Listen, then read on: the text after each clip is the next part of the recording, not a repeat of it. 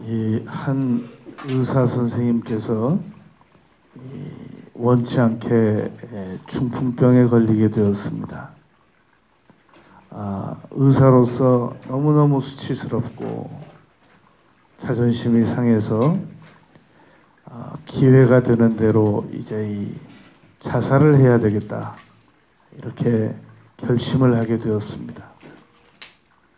그런데 병원에서 그 사실을 알고 이 간호사 한 분을 아주 잘 지키도록 그렇게 임명을 해서 붙여두었습니다.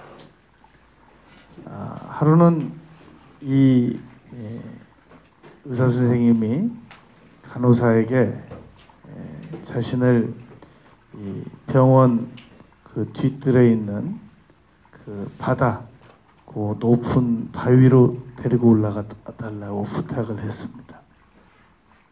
휠체어가 갈 수 있는 곳까지 바위 위에 올라가서 아주 이 간호사님을 진정을 시켰습니다. 전혀 자신의 의중을 숨기고, 그리고 저기 가서 물속에 들어가서 이렇게 수영도 좀 하고 그러라고. 이거 언제까지 내가 여기 이렇게 앉아 있는 동안 계속 지켜만 보고 있겠느냐고. 이 간호사님이 설득에 넘어가가지고 그 의사 선생님, 중풍병 걸린 의사 선생님 가시권에 있는 곳에 들어가서 헤엄을 치게 되었습니다. 이제 이 의사 선생님은 그 기회를 놓치지 않아야 하기 때문에 조금이라도 움직여서 굴러 떨어질 계획이었습니다. 그런데 갑자기 이 간호사께서 물속에서 쥐가 난 겁니다. 그래가지고 이 물에서 빠져나오지를 못하는 겁니다.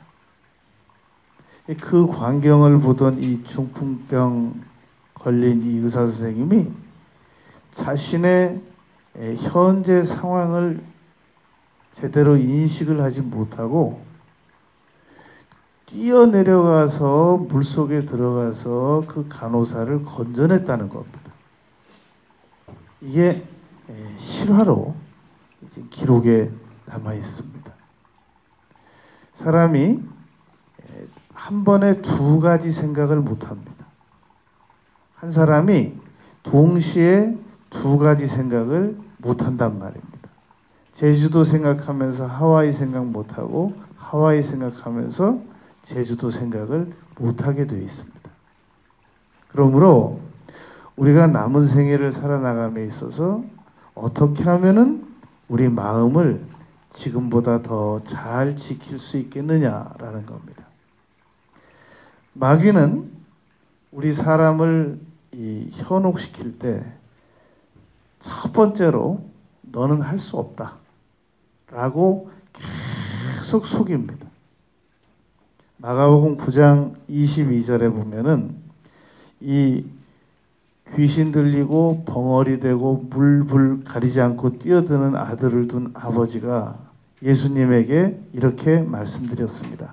무엇을 하실 수 있거든. 그랬더니 예수님께서 할 수 있거든이 무슨 말이냐.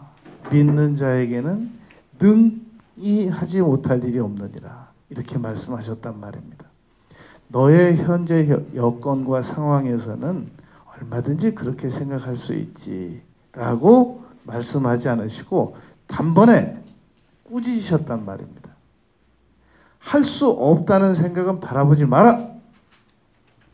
할 수 있다는 생각만 바라봐라 라고 단호하게 이 야단을 치셨단 말입니다. 물론 세상 일이 내가 무조건 할 수 없는 일도 할 수 있다라고 생각한다고 억지로 우긴다고 무조건 다 되는 건 아닙니다. 그러나 내게 능력 주시는 자 안에서, 그러니까 하나님께서 허락하신 범위 내에서는 얼마든지 가능하다는 겁니다. 그게 요한복음 11장 말씀인 겁니다. 분명히 요한복음 11장 23절에서는 예수님께서 내 오라비가 다시 살아나리라 라고 약속을 하셨단 말입니다. 그런데 살아나리라고 약속은 하셨는데 나사로가 죽을 때까지, 그리고 무덤에 들어가서 장례식을 다 끝날 때까지 예수님께서 그 자리에 안 나타나셨다는 겁니다.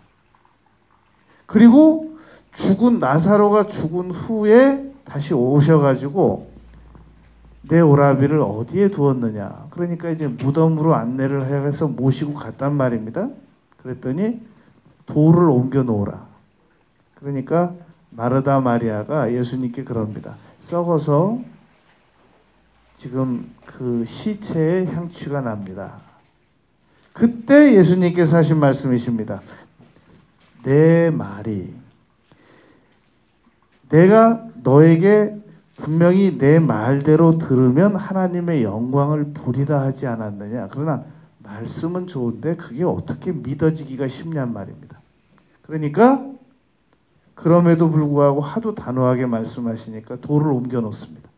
그러니까 나사로야 나오너라. 그래서 그 죽은 시신이 수건을 쌓였던 것을 풀고 나왔단 말입니다. 이 말은 아무 시신이나 무조건 다 나온다는 말이 아니란 말입니다. 약속의 말씀이 있었느냐. 11장 23절에 내 오라비가 다시 살리라 라는 메시지가 있었기 때문에 이 일이 가능했단 말입니다. 아무나 다 바다 위를 걸을 수 있는 게 아니라 오라! 라는 명령을 들었던 베드로는 바다 위를 걸을 수 있었던 겁니다. 그러니까 약속의 말씀이 있었느냐 없었느냐라는 것을 근거로 해서 우리가 할 수 있다 없다를 규정을 시켜야 됩니다. 우리가 우리 자녀가 우리에게 아빠 청바지 사줘.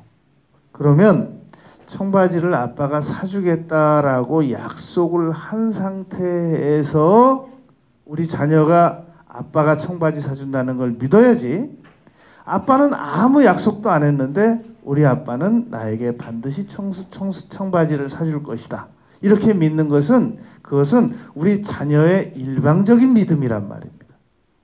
마찬가지로 우리가 할 수 있다라는 것을 하나님과에게 아무 약속도 안 받고 내가 일방적으로 할 수 있다라고 사람들에게 선언을 한다든지 그런 것은 옳지 않습니다. 하나님께서 그 약속을 지켜주시지 않는단 말입니다. 나중에 우리가 어떻게 이럴 수가 있습니까? 라고 여쭙고 따지고 그래도 하나님께서 약속해 주시지 않은 바에 대해서는 할 수 있다라는 약속을 이행해 주시지 않는단 말입니다. 그러니까 그러면 이 두 가지 범위 내에서 마귀는 계속해서 우리에게 너는 할 수 없어. 이제 네 인생은 끝난 거야.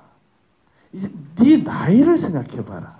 네가 물려받은 재산이 많으니, 네가 무슨 학력이 좋으니, 네가 무슨 인물이 좋으니, 네가 뭐 복권이 당첨될 운명이 처해 있니?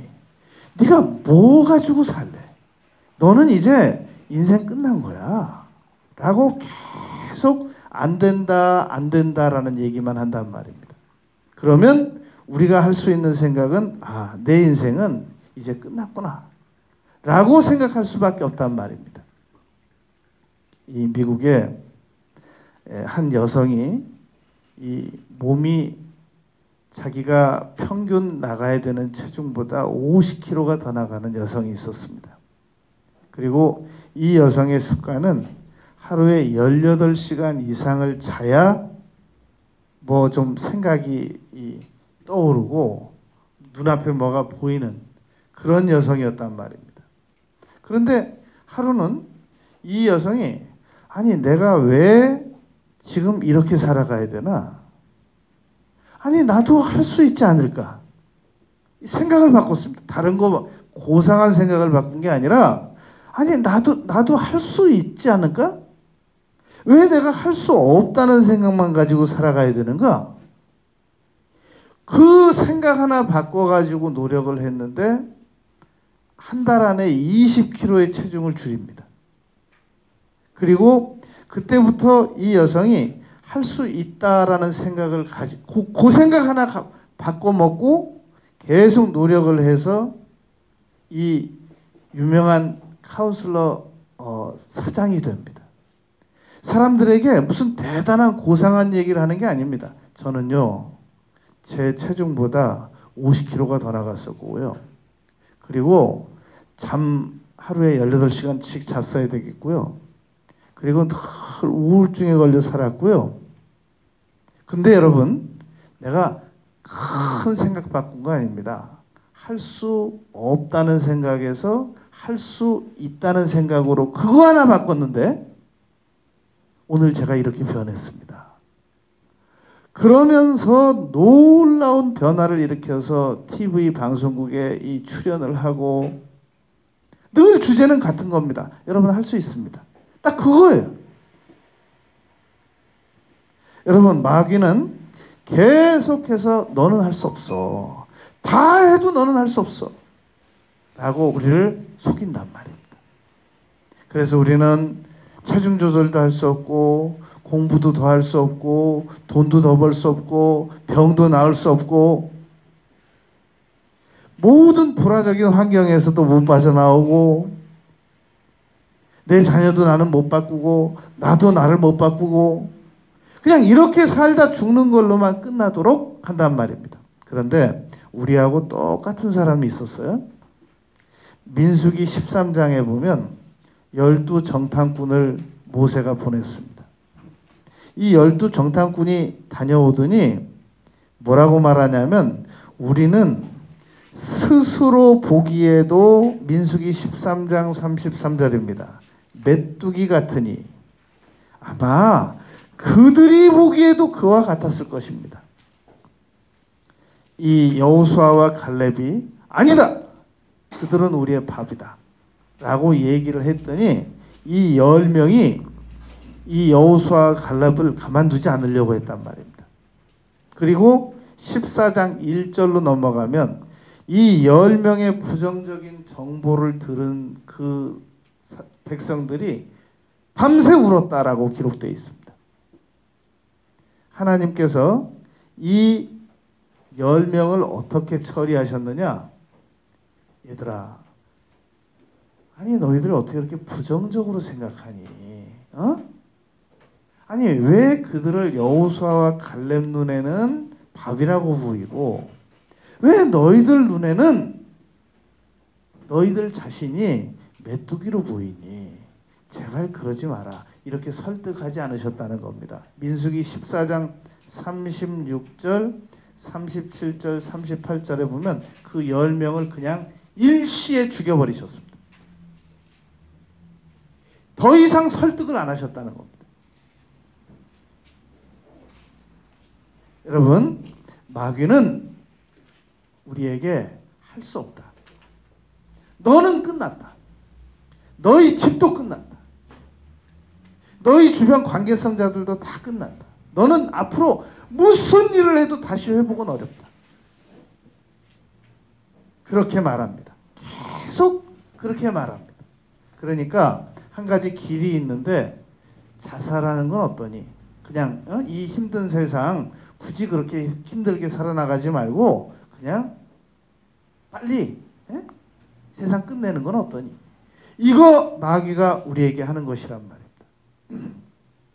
여러분, 오병이어의 기적은 안드레같이 이 아둔한 사람이 예수님의 말을 들었지 빌립처럼 머리 좋은 사람은 예수님의 이 지침을 듣지 않았단 말이에요.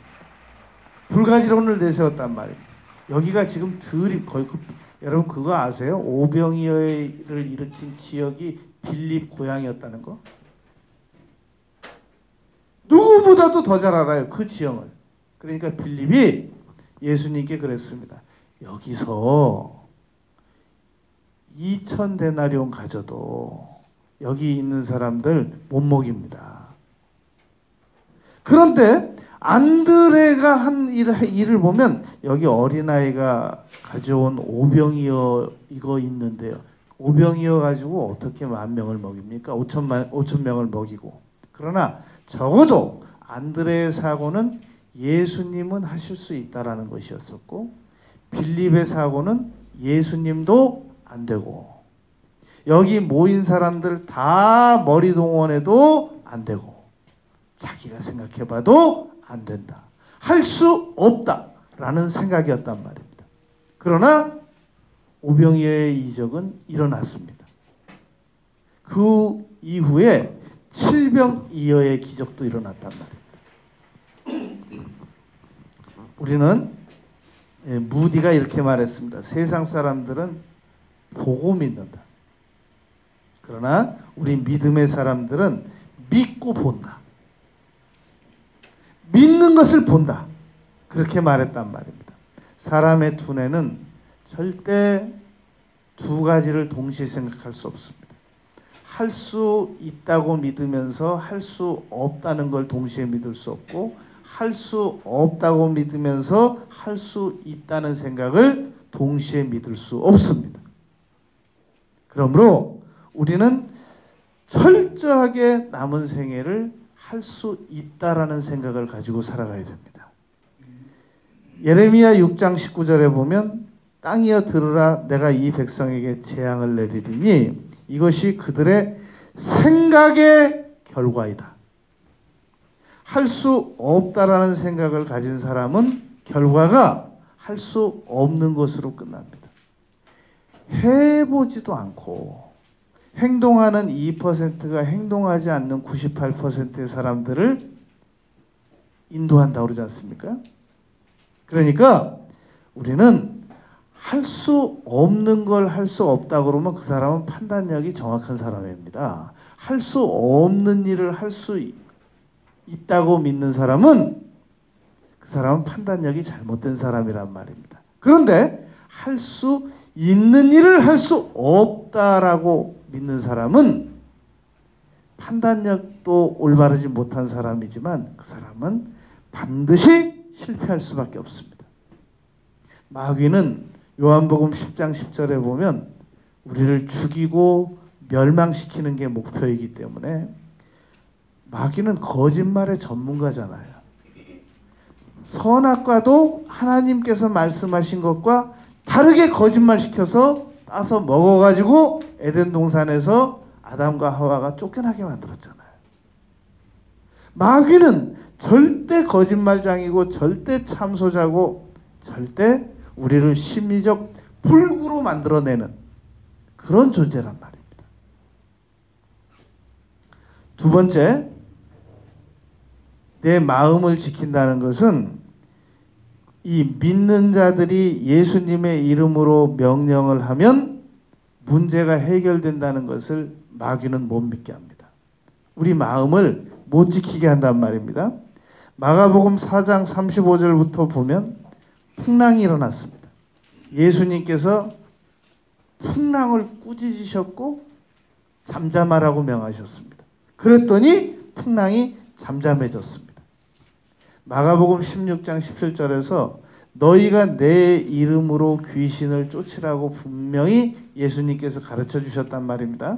그런데 마귀는 계속해서 우리를 속입니다. 네가 아무리 나를 꾸짖어도 나는 끄떡도 안 해. 그리고 네가 나를 아무리 예수님의 이름으로 명령을 해도 너는 죄가 많잖아. 너까지 거 정도가 나한테 명령을 해가지고는 나 절대로 안 물러간다. 계속 우리를 마음을 지키지 못하게 합니다. 그래서 우리를 계속 속인단 말입니다.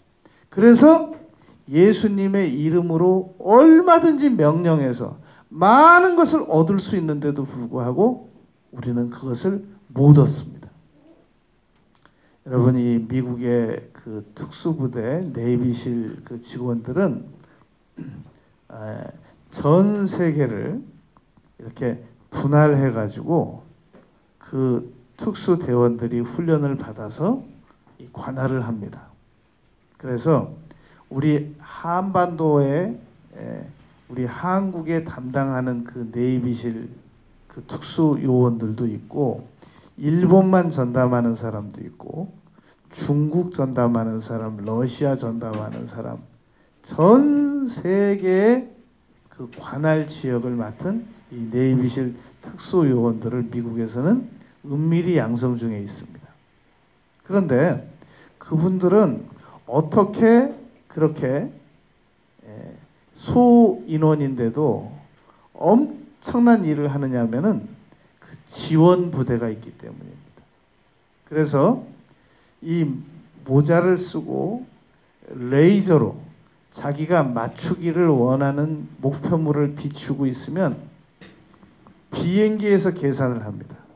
이 레이저로 목표물을 그 초점을 맞춘 것을 비행기에서 계산을 해가지고 거기에 폭격을 해준단 말입니다.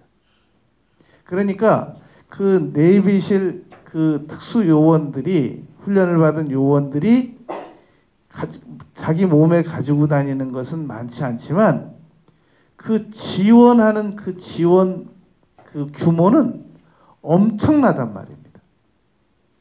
여러분, 우리 예수 믿는 사람들은 그냥 이 점점 그 후패해져가는 사도 바울의 말씀처럼 겉사람은 후패하나 그랬단 말입니다. 점점 사람은 25세부터 늙어가기 시작한다고 그러잖아요. 노화가 이루어진다고 그러잖아요. 그러니까 우리 겉몸이라는 것은 세월이 가면서 내세울 게 없단 말입니다. 그러나 바울 사도께서 우리 이 질그릇 안에 보화가 담겨 있다고 그랬단 말입니다. 우리는 예수 그리스도의 이름을 사용할 권세가 있습니다. 그런데 이걸 못 믿고 안 사용하는 이유가 마귀에게 속아서 그렇단 말입니다. 네가 아무리 예수 이름 써도 명령해도 나는 끄떡 안 해. 네가 아무리 예수 이름으로 문제를 향하여 명령해도 너 아무 일도 안 일어나. 너는 할 수 없는 존재야. 라고 우리를 속입니다. 그러니까 우리는 마음을 지키지 못하고 예수님 이름도 사용 안 하고 할 수 없다고 믿고 행동도 안 하고 그러하단 말입니다. 세 번째, 마귀가 우리에게 속이는 겁니다. 너는 지은 죄를 용서 못 받아. 너 다른 사람은 다 용서받아도 너는 네가 지은 죄를 네가 알고 내가 알잖아. 그리고 네가 지은 죄를 하나님도 알아. 너 용서 못 받는다.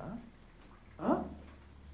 너처럼 죄 많은 존재가 뭘 어쩌겠다는 거야. 그냥 밥이나 먹고 살다가 그냥 가. 어? 무슨 네가 꿈을 꾸니? 네가 무슨 너에게 미래가 있겠니?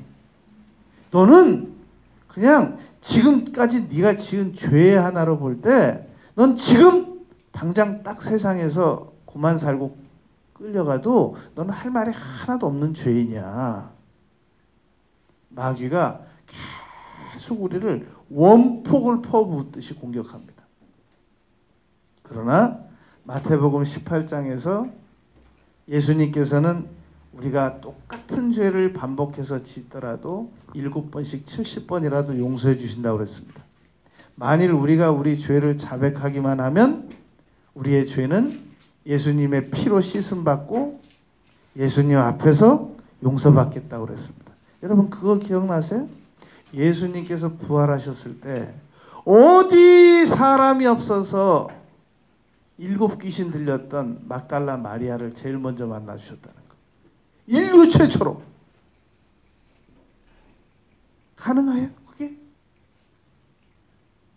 마귀는 계속해서 우리를 정죄합니다. 너는 네가 지은 죄만 너 지금 기억력이 안 좋구나. 네가 지은 죄만 생각해도 너 지금 살아있는 것만 해도 은혜야. 더 이상 다른 욕심 내지 말고 그냥 밥 먹고 살자 가. 이거저거 괜히 저 희망 같은 거 품지 마. 라고 얘기한단 말이에요. 그러나 그것은 마귀에게 속는 겁니다. 그 말을 믿어서는 안 됩니다. 네 번째, 마귀가 우리에게 우리 마음을 지키지 못하게 하는 겁니다. 너의 병은 치료받을 수 없다 라는 겁니다. 이 어떤 분이 아주 극심한 피부병에 걸렸습니다. 2년간 이분의 목표는 피부병 치료받는 것이기 때문에 2년간 모든 피부병, 자기가 갈 수 있는 거리에 있는 피부병 병원은 다 돌아다녔습니다. 안 나왔습니다. 그런데 어느 날 이 친구로부터 소책자 하나를 받게 됩니다. 어느 피부과 의사 선생님인데 여의사 선생님이었습니다. 그분이 책을 하나 썼는데 하나님은 우리 피부과 의사들이 고치지 못하는 피부병이라고 할지라도 하나님의 말씀을 의지하면 고칠 수 있다라는 소책자를 발견합니다. 이분이 지난 2년 동안 그 극심한 피부병을 고치러 다 돌아다녀도 안 됐기 때문에, 그리고 그 소책자를 쓴 분이 피부과 의사 선생님이었기 때문에 그 내용대로 하나님의 말씀을 묵상하기 시작합니다. 그러다가 1년 만에 깨끗이 치료를 받습니다. 그리고 이분이 목사가 됩니다. 여러분, 베드로전서 2장 24절에 보면 그가 채찍에 맞음으로 너희가 나음을 입었도다. 어떤 사람만 치료를 받느냐면은 예수님께서 아무 채찍에 맞으실 이유가 없으셨음에도 불구하고 그 사실을 믿고 병의 치료를 믿고자 하는 사람들을 위해서 채찍에 맞으셨단 말이에요. 그 채찍이 보통 채찍이 아니라 이렇게 등을 맞으면 이 살을 파고 들어가는 그런 그 채찍입니다. 그래서 채찍을 다시 당기면 살찜이 뚝뚝 떨어지는 그런 채찍이란 말입니다. 그러니까 그가 찔림은 우리의 허물을 인하며, 히브리서 4장 15절에서 그는 죄가 없으신 분이신데 왜 창에 찔리셔야 됩니까? 우리의 허물 때문에. 그가 채찍에 맞음으로 나음을 입었도다. 왜 채찍에 맞으셔야 되냔 말입니다. 그냥 십자가에 달려서 죽기만 해도 되시는데 그 사실을 믿는 자들에게 병을 치료받게 하시기 위하여 그리하셨다는 겁니다. 잠언 15장 23절, 잠언 17장 22절, 잠언 18장 세 곳에 보면 심령이 상하면 우리의 건강도 나빠진다 라고 말했단 말입니다. 그런데 우리의 심령을 바로 잡아주실 수 있으신 분은 성령님이 계십니다. 왜냐하면 창세기 1장에 흑암이 혼돈하고 공허할 때 성령께서, 하나님의 신이 운행하니까 보시기에 좋았더라, 보시기에 좋았더라, 보시기에 좋았더라라고 환경이 변했지 않습니까? 우리가 육신적인 질병이 아무리 많을지라도 성령님의 도우심을 받고 예수님의 이름으로 꾸짖고 명령하고 채찍에 맞아 나으신 예수님을 계속 바라고 묵상하고 기도하면 반드시 질병이 치료를 받습니다. 그런데 그 질병이 병원에서 치료받는 경우도 있고 약으로 치료받기도 하는데, 일단 하나님께서 옛날에 병원이 없을 때는 많은 경우 안수와 기도로만 치료를 하셨단 말입니다. 그런데 요즘에는 병원이 발달되고 의학이 발달됨으로 말미암아 많은 병을 병원에서 치료하십니다. 번거로운 절차를 통해서 겸손하게 만드십니다. 얼마나 그 병원에 가서 치료받으려면 기다려야 되죠. 가야 되죠. 또 가야 되죠. 얼마나 번거롭습니까? 그런 과정을 통해서 많은 교만을 낮추고 겸손하게 만들어줍니다.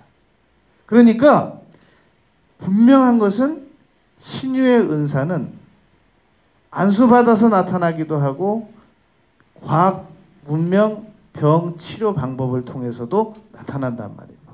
그래서 우리가 오늘날 아픈 것은 1차적으로 약이나 병원으로 치료를 받으면 됩니다. 그러나 약이나 병원에서 치료를 받으면서 반드시 기도해야 될 것은 다음에 또 재발이 되니까 그걸 기도로 막아야 됩니다. 그런데 병원으로 가서도 안 낫고 약으로도 안 나요. 그건 기도하면 낫는단 말입니다. 이건 병원에서도 못 고치고 약으로도 못 고치니까 이건 끝났어. 그건 불신자가 하는 생각이죠. 그러니까 아예 병원에서 약국에서 이건 못 고칩니다라고 확실한 선언만 받으면 훨씬 더 우리는 좋단 말입니다. 그때는 기도로 단판을 지으면 되니까. 그런데 병원에서 고칠 수 있고 약으로 고칠 수 있는데도 불구하고 게을러서 안 가서 못 고치는 분들이 있단 말입니다. 그건 어쩔 수 없어요. 그래서 우리가 병을 고칠 때는 반드시 기도와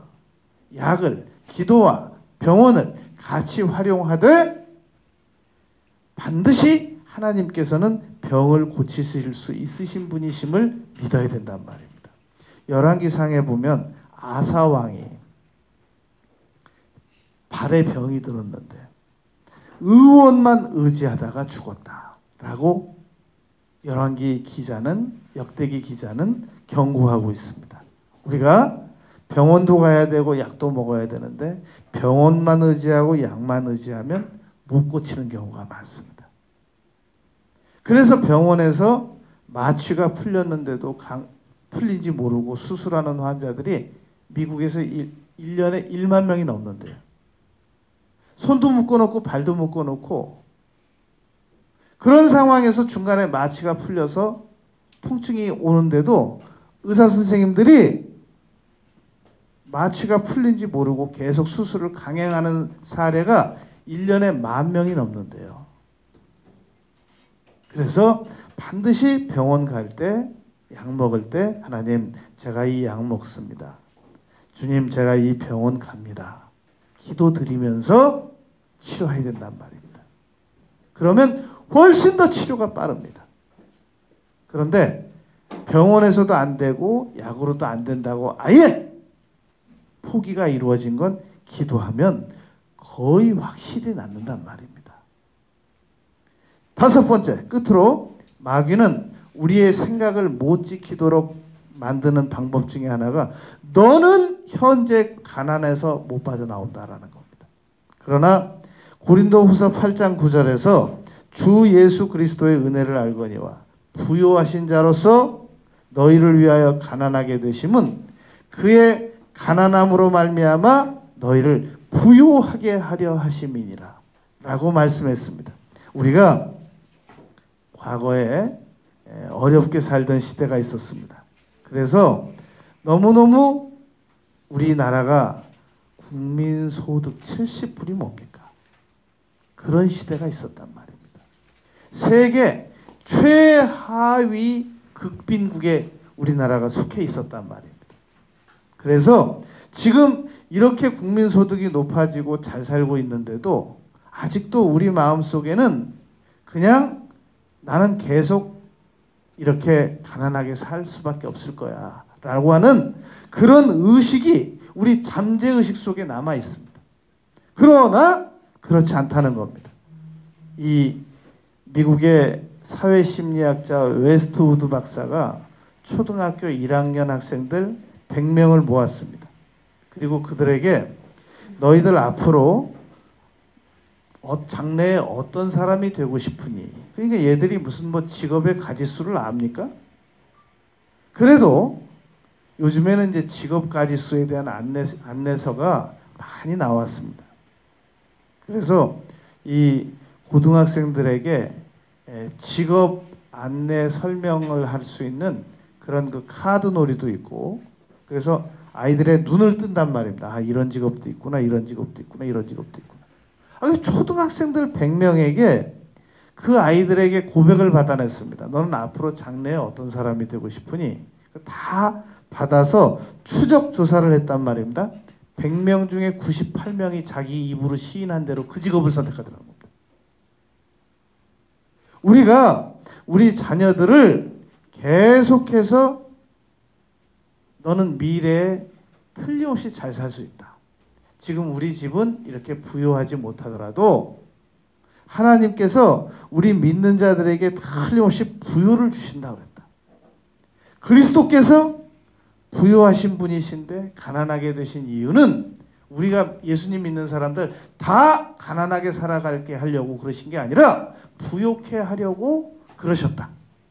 라는 그 말씀을 가르쳐 줘가면서 계속 그 생각을 바꿔주면 반드시 그 아이들이 놀라운 성공을 이루어낼 수 있단 말입니다.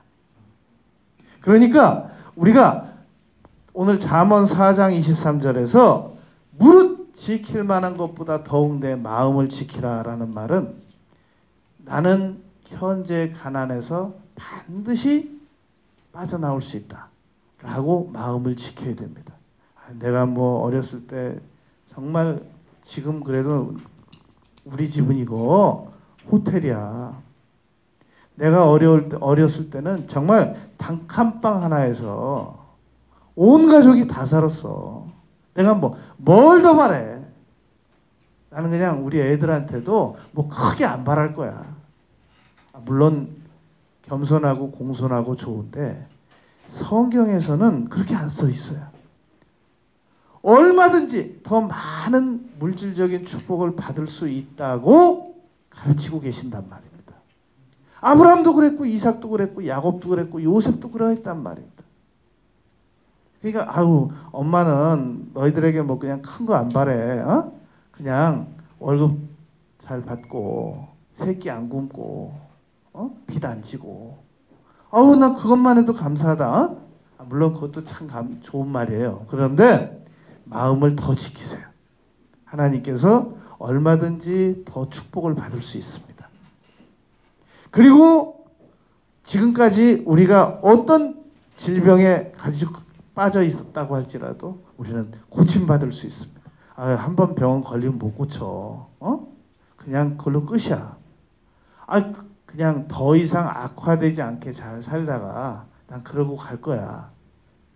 물론 그것도 더 이상 악화만 안 돼도 어때요? 그러나 성경은 책찍에 맞으신 예수님을 믿으면 나을 수 있다고 가르치고 계신단 말입니다. 그러니까 그 생각을 지키란 말입니다. 그리고 너는 한번 지은 죄는 그냥 끝이야. 너는 죄인으로 살다가 더 이상 상황이 나빠지지만 않게 그냥 간신히 살다 가야지.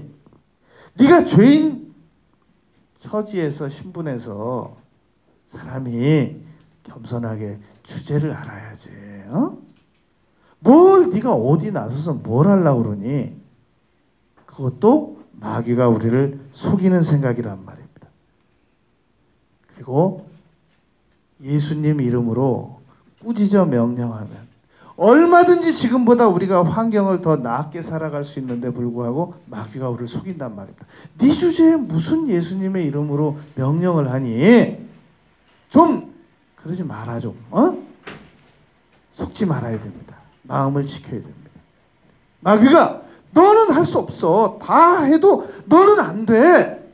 라는 말에 속아 넘어가지 말란 말입니다.